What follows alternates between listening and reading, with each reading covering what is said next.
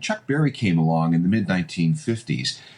He was really the first person to play the guitar in such a way, with that rhythm, with that style, that set the stage for everything that was to come in rock and roll.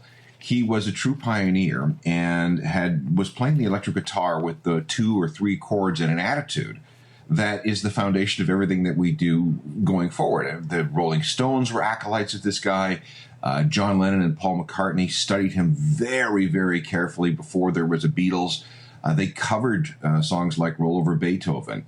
And then people like Jimmy Page and Tom Petty and Bruce Springsteen. All these guys have recognized that Chuck Berry created something that everyone else built on in the years after. Now, he himself said that he got started at the age of 16. How does a young black man in the United States, when rock and roll is still relatively taboo, get a start in music? Yeah, he got a guitar. I think it was for his birthday. He got an instruction manual from a music store, and it was basically self-taught.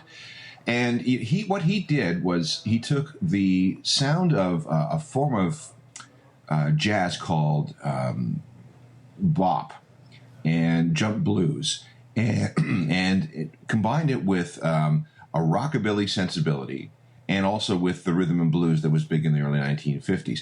He just synthesized them all into this guitar sound, and it took off from there. The other thing that's really important about Chuck Berry is that he was writing songs about the people who were listening to his music.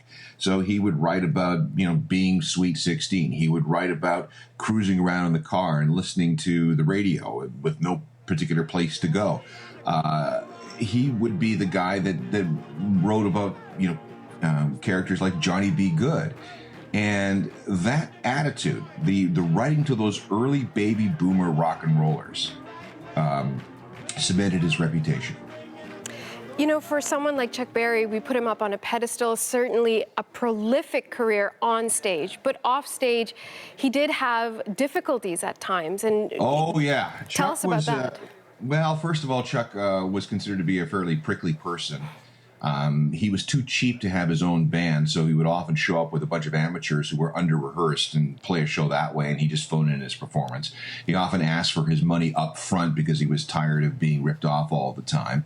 And he ran into many problems with the law. I mean, when he was a kid, he robbed convenience stores, he stole cars. He ended up there was a terrible trial in 1960, where he was convicted of bringing a minor across state lines in something called the Mann Act.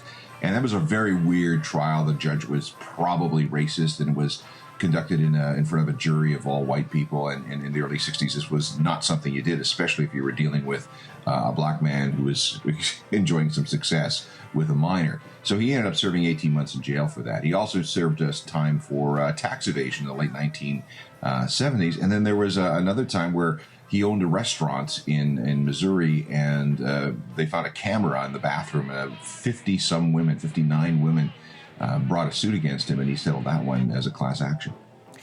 Wow. Well, despite all of that, he continued to work. We understand right up until the end. In fact, there was talk of him potentially releasing another album. Do you know what's happening with that It's plan? not potential. Okay. It's happening. The record is done. He announced just before his 90th birthday, which was back in October, that he was going to release one more album, his first album of new material in 38 years. It is finished. It is ready to go. So we will see it sometime this year, I'm sure. So for those of a particular generation who may not be so familiar with Chuck Berry's music, what would you tell them? Why do we need to listen to his music?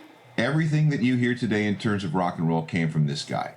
Let's put it this way. In 1977 and 78, we launched the Voyager spacecraft. On that both those spacecraft was a phonograph record, a golden phonograph record with the sounds of Earth. There is one rock and roll song on that golden disc. That is Johnny B. Goode by Chuck Berry. So, when sometime many millions of years in the future, these spacecraft are intercepted by an alien species, the one rock and roll song that they will have to go on is Johnny B. Goode from Chuck Berry.